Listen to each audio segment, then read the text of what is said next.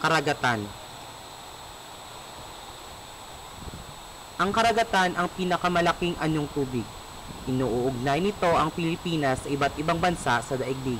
Ang karagatang Pasipiko ang nag-uugnay sa Pilipinas sa iba't ibang bansa sa Asya. Ito ay nasa silangang bahagi ng Pilipinas.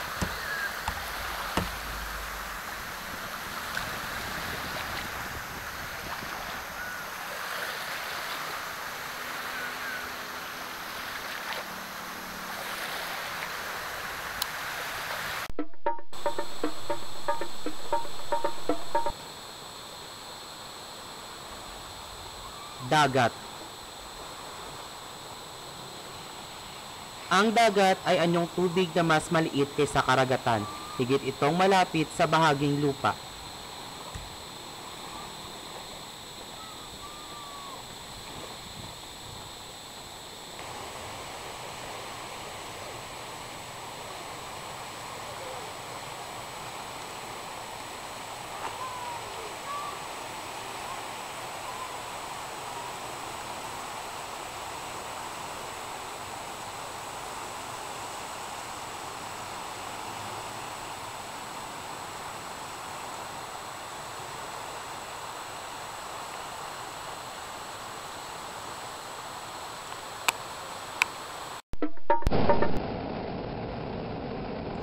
Talon. Ang talon ay anyong tubig na bumabagsak mula sa bundok o mataas na lugar. Malaki ang naitutulong ng talon sa pagkakaroon ng kuryente. Ginagamit ang enerhiyang tubig upang makakuha ng kuryente.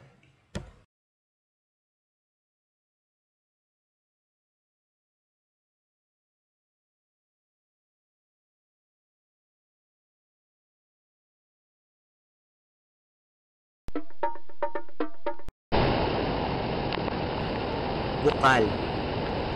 Ang bukal ay anyong tubig na sumusulpot sa siwang ng bato, kadalasang matatagpuan sa mga dalisdis ng bundok o sa mga lugar na may bulkan. Malamig ang tubig ng mga bukal, samantalang mainit naman ang mga tubig ng bukal na malapit sa bulkan. May mineral ang tubig dito kaya nakakagamot ng narayuma at mga sakit sa balat.